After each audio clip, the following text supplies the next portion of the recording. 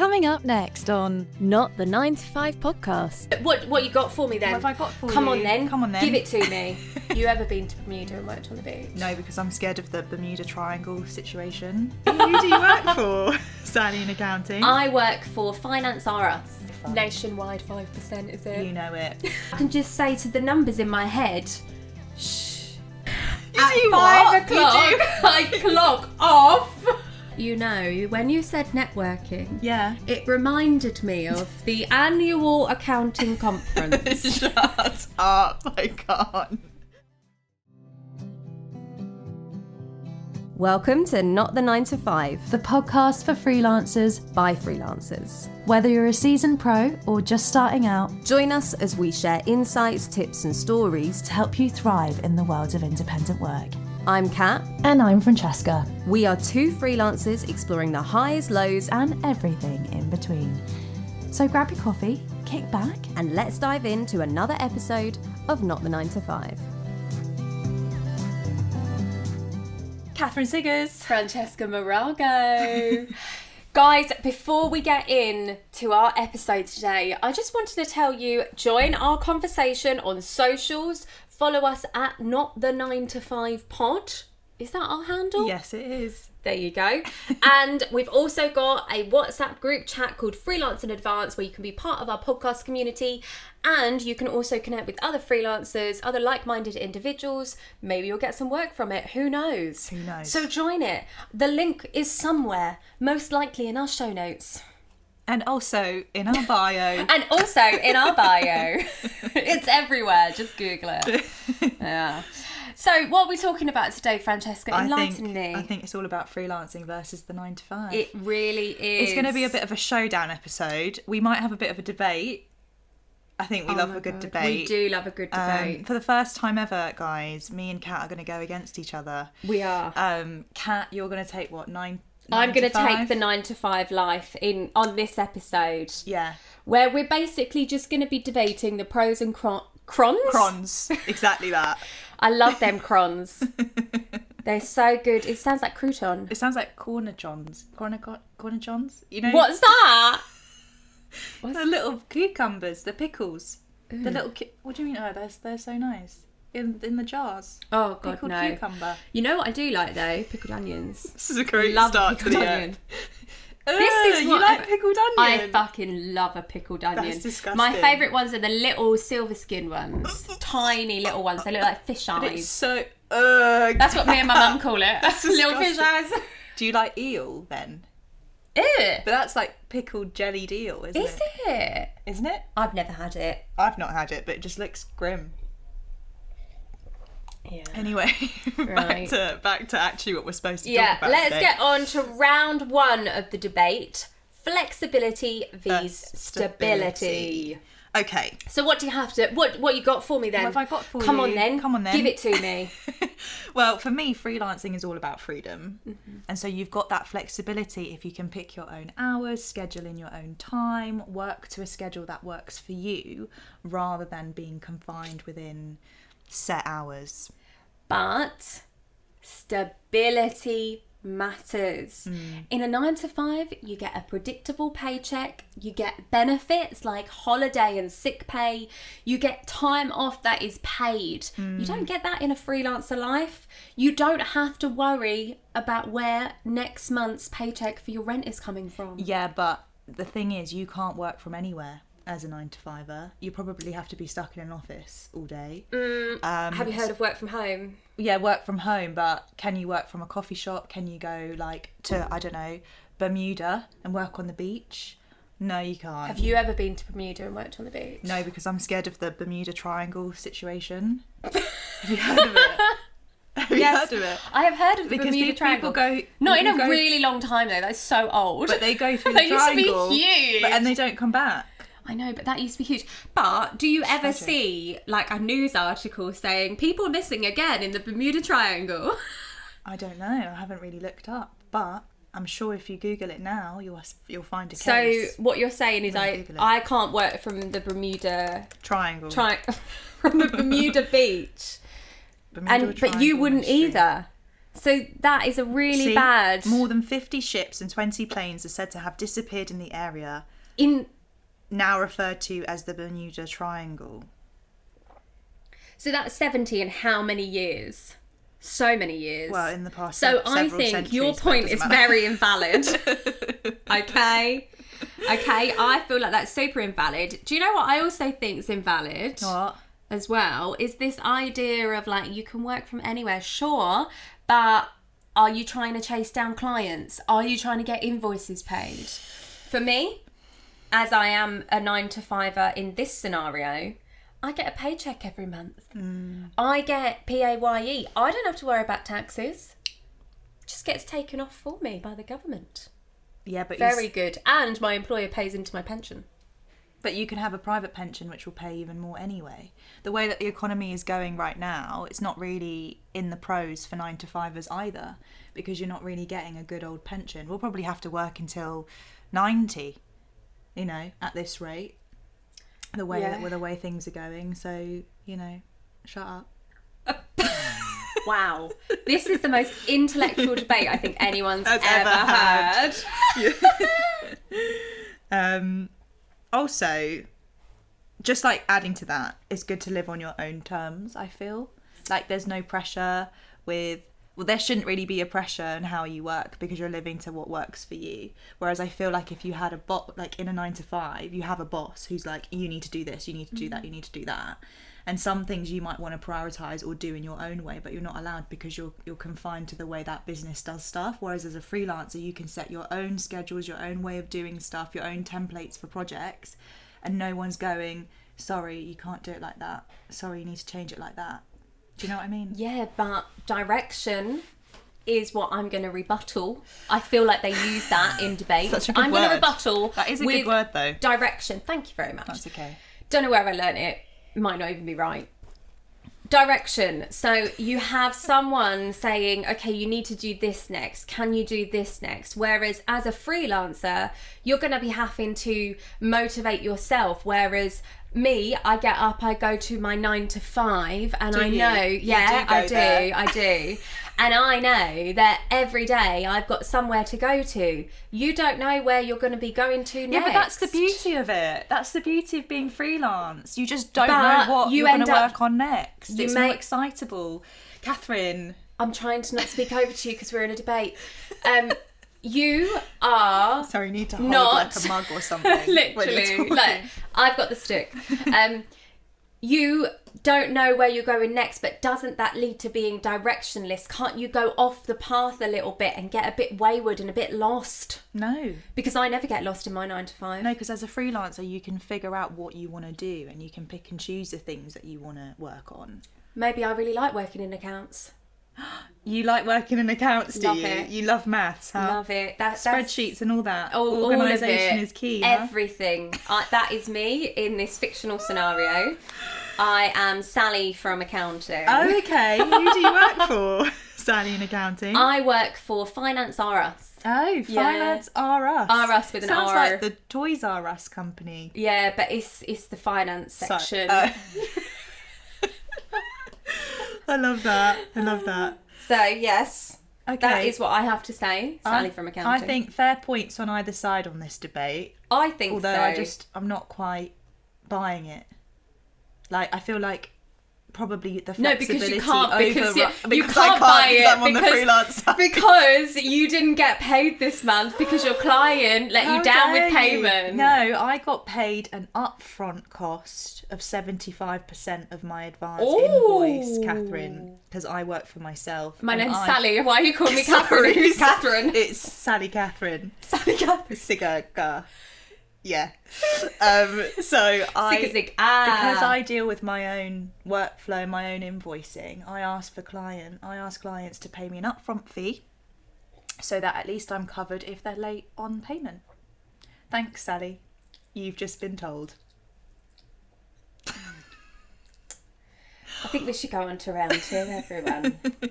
Maybe Sally should have an accent. Okay, do Sally in an accent. What accent should I do? Like Yorkshire? With the nose. With the nose. I'm so sorry for anyone who is listening in and from Yorkshire. This is going to be a terrible accent, but I love your accent also.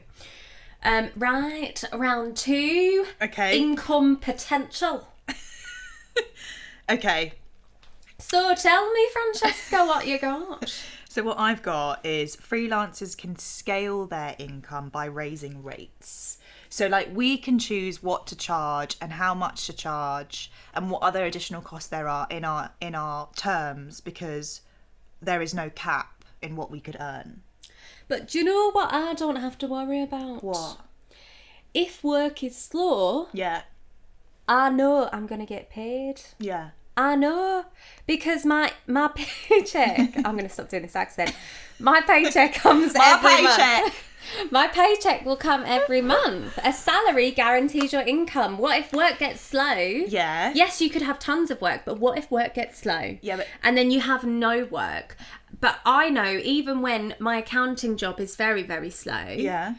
I still get my paycheck at the end of every month, right, regardless of how much work I do. Yeah, but as a freelancer, because you can charge what you want, you can actually charge a little bit more, let's say an interest on top of your fee, so that in case work does slow down, you've got some extra cash there to play with. Or, as a freelancer, create a savings account, put money aside each month, so if something goes wrong and you don't get the job in or the work in, you've got a little bit of a help me to get by fund. Nationwide 5%, is it? You know it.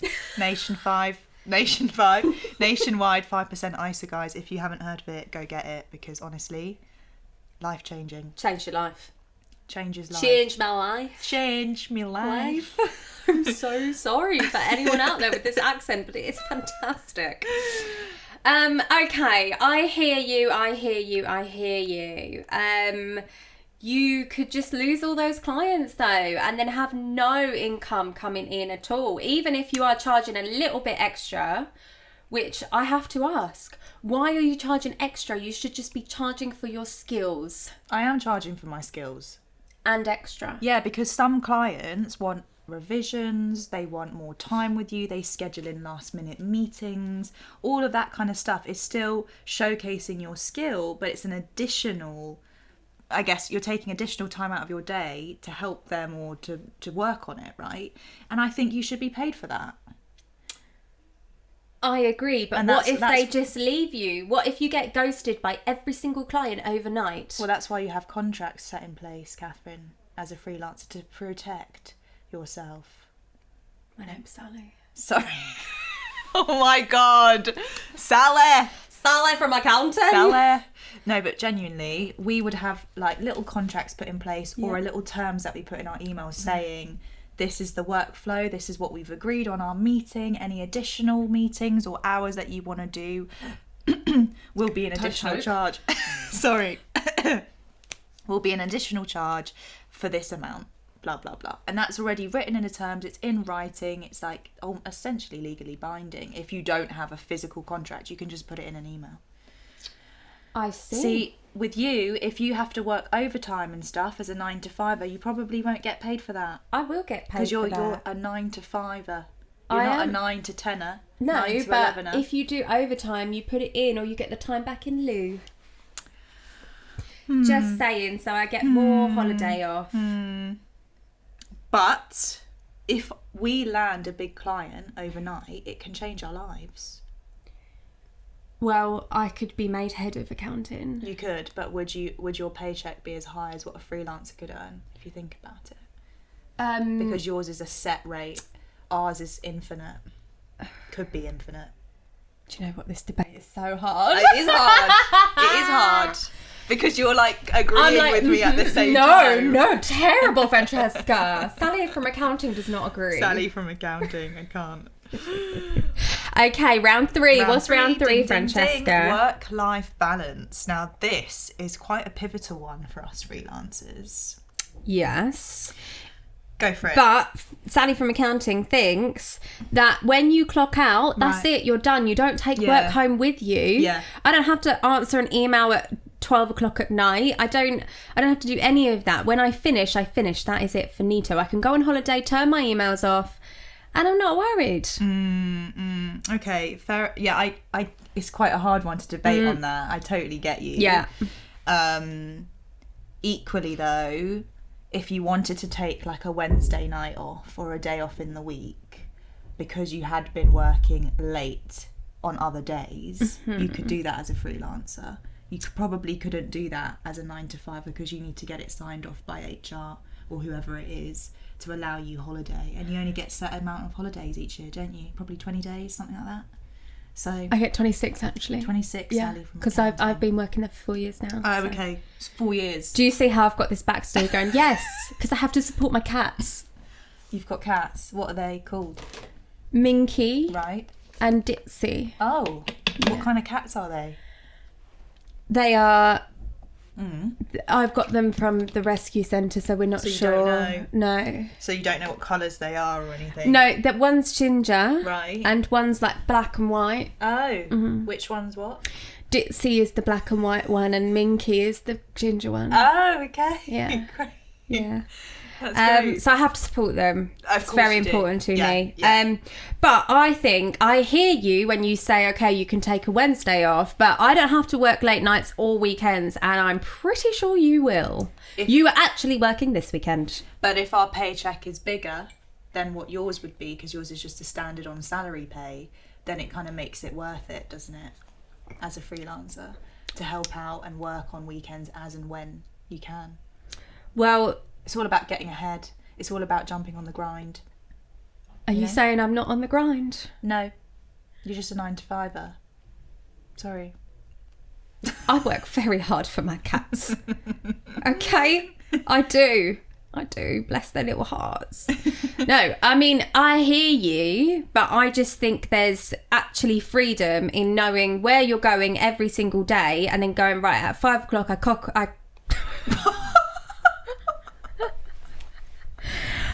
5 o'clock, I clock off. Katheryn and Sally. We know where Sally goes after work.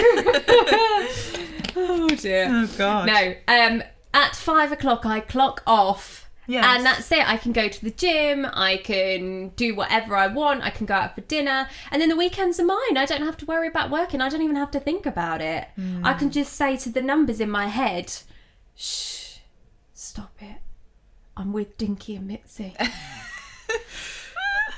Okay, yeah. No, I get you. And that's a really hard one to counter argue. But I feel that lots of clients... Obviously, the clients that come to you tend to be companies, for example, who work 9 to 5s, and it's probably impressive for them if you do reply on a weekend as a freelancer, because it's showing them that you're like, you know, determined to get the project done and do it right. Okay, but don't you have your boundaries in place? You do have boundaries in place, and maybe I don't work on Mondays, for example. I just don't work on Mondays, so I work on a Saturday instead. So do you tell your client that I don't work on Mondays? Yeah, you can tell them that. Why not? It's you pick your schedule because you are freelancing. Yeah?